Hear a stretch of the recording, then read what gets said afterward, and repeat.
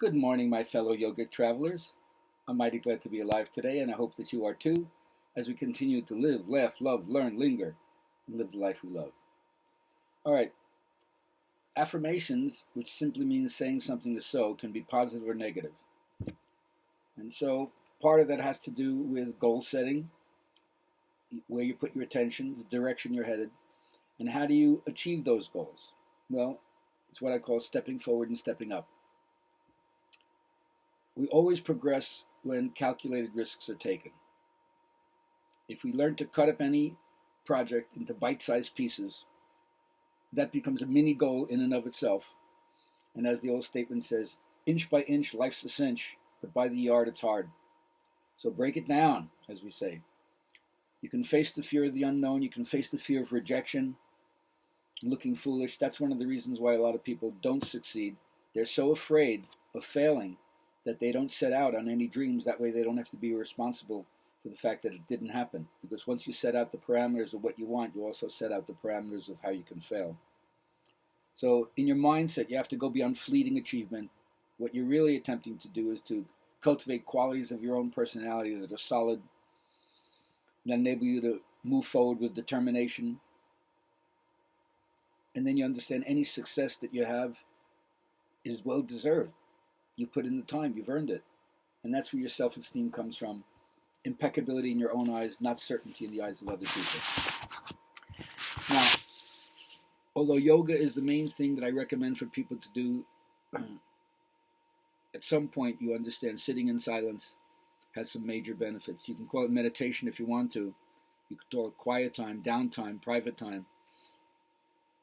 But the most important thing is to understand how to watch the workings of your own mind. According to one Buddhist model of the 7 Factors of Enlightenment, which I periodically repeat again and again because it's so simple and it's a good one to work with, there are 3 arousing faculties and 3 tranquilizing faculties or calming faculties that put perspective on the whole path and what you're doing. The upbeat or arousing qualities have to do with what's called investigation. That's the part of you where you develop curiosity about the whole thing. And obviously there has to be some faith at the beginning. Why would I put the energy into looking at this stuff if I didn't believe it had some benefit for me? And of course that kind of insight has to be balanced by wisdom, seeing the relationship between everything so that your faith doesn't become blind faith. The second aspect that's an arousing quality is what's called effort. The energy that you put into it. Right? You're not just curious, but you're going to endeavor to pay attention again and again. And the effort isn't to get anywhere with a future. The effort is to stay in the present moment and fully experience what being here and now is all about. And effort is the root of all achievement. Right? Remember, it's not a no pain, no gain path, but it's a do nothing, get nothing path. The Buddhas do but point the way. It's for us to walk the path. And then the third thing that's really important is what they call rapture, the keen interest in the object of the moment. It's like being lost in a desert and seeing an oasis ahead.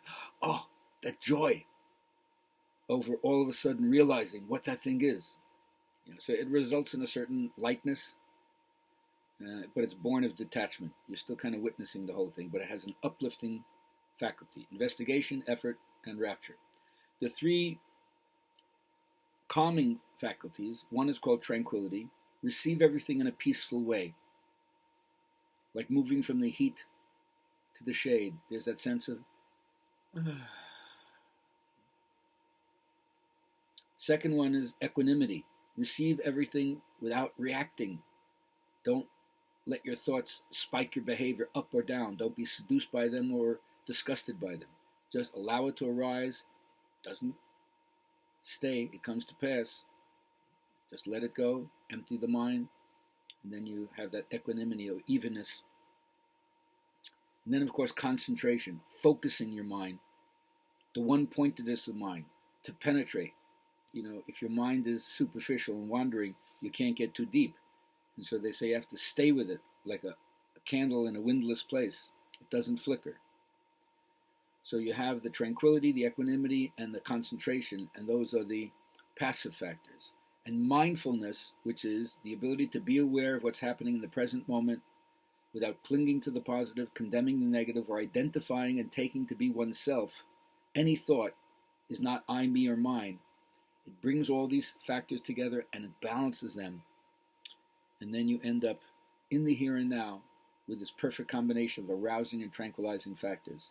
And that is what leads to the peace of nirvana. At least so says the Buddha. So he's a better authority in a certain way than the media pundits. So where do you want to go for your information? But more important, are you willing to practice this and apply it in your daily life? I hope so.